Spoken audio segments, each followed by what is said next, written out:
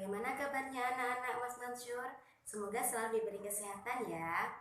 Nah, hari ini bersama Ustazah Suci kita akan belajar tentang tematik. Sudah disiapkan bukunya? Hari ini kita akan belajar tentang tema 1, yaitu hidup rukun. Nah, kalian sudah menerapkan hidup rukun belum di rumah? Nah, tahu tidak apa itu hidup rukun? Hidup rukun itu yaitu hidup yang nyaman, damai, dan saling menghormati antar sesama manusia. Nah, apa sih manfaatnya hidup rukun? Dengan hidup rukun, maka kehidupan kita akan terasa damai, terasa nyaman, dan disukai banyak teman. Nah, sebaliknya, akibat kalau kita tidak melakukan hidup rukun, maka kita tidak akan disukai oleh teman, tidak punya teman, dan hidup kita tidak akan nyaman. Bisa dimengerti untuk pengertian hidup rukun? Nah, anak-anak, perlu kalian ketahui bahwa hidup rukun itu harus diterapkan di mana saja. Misalnya di rumah, di tempat bermain, kemudian di sekolah maupun di lingkungan masyarakat. Nah, sekarang kita belajar hidup rukun di rumah. Kalian tahu contohnya hidup rukun di rumah itu apa? Yaitu hidup rukun di rumah itu contohnya hormat kepada orang tua, kemudian bermain dengan adik, kemudian menonton TV bersama keluarga. Nah, itu mencerminkan hidup rukun. Sekarang kita belajar tentang kata ungkapan. Apa sih itu kata ungkapan? Yaitu kata yang memiliki arti atau makna. Ya, coba dibuka halaman 3. Di sini Ustazah akan memberikan contoh. Aktivitas 3 nomor 1. Terdapat kalimat kita harus menyayangi orang tua. Nah, arti orang tua adalah di sini ada pilihan ayah dan ibu atau lanjut usia. Nah, jawabannya apa?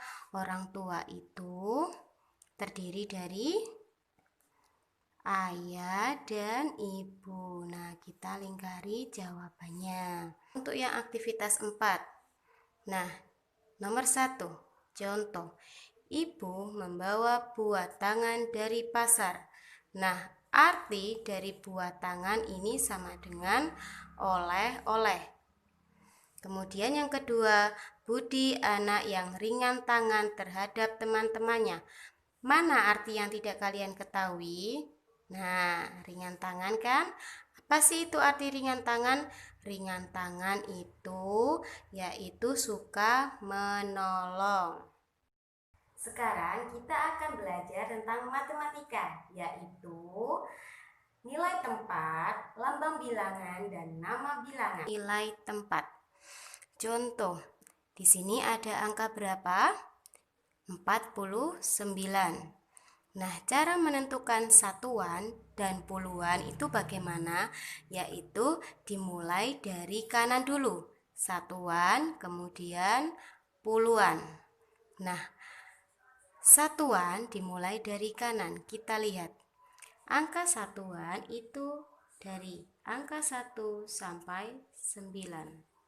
Kemudian kalau puluhan dari angka 10 sampai angka 90. Kita tentukan yang satuan dulu yang sebelah kanan. Kita lihat di sini angka yang paling sebelah kanan yaitu yang mana?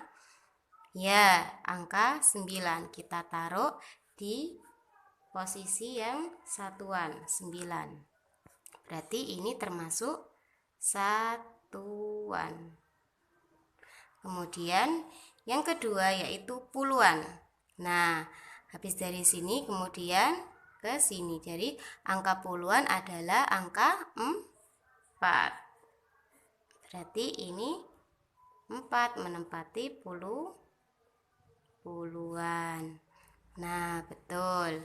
Berarti di sini lambang bilangan sama dengan 49. Nah, kemudian nama bilangan dibaca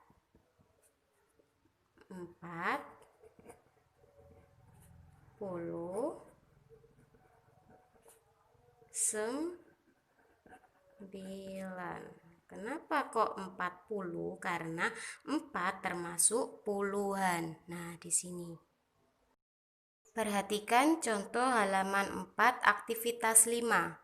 Nah, Ustazah buat contoh.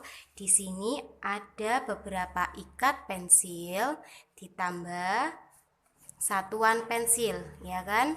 Nah, satu ikat pensil sama dengan 10 buah pensil. Kita lihat contoh yang A. Di sini ada berapa ikat? 1, 2, 3, 4, 5, 6. Berarti kalau ada 6 ikat pensil sama dengan 60-an atau 60. Nah, kemudian ditambah berapa ini? Kita hitung. 1, 2, 3, 4, 5. Ada 5 pensil sama dengan 5 satuan. Nah, kita hitung 60-an ditambah 5 satuan sama dengan 65. Nah, kemudian nama bilangannya kita tulis 65. Anak-anak, dulu pas kelas 1 kalian sudah belajar tentang lambang Pancasila bukan? Nah, apa itu lambang Pancasila? Betul, Garuda ya, burung Garuda. Nah, sudah hafal kan? Pancasila itu ada berapa dan isinya itu apa? Ada apa aja? Nah, sekarang kita bahas ya sama-sama. Ini adalah lambang Pancasila. Contoh pengamalan sila ke-1 yaitu sholat 5 waktu, puasa, atau berdoa. Contoh sila kedua, menghormati orang tua, saling tolong-menolong, dan saling menyayangi keluarga. Contoh sila ketiga yaitu cinta tanah air dan bermain bersama teman. Contoh sila keempat yaitu musyawarah, pemilihan ketua kelas, dan menentukan piket. Contoh sila kelima, memberi bantuan pada orang yang tidak mampu, tidak pilih-pilih teman, dan adil terhadap sesama. Nah, anak-anak, itu tadi materi yang Ustazah sampaikan. Nanti pelajari ya.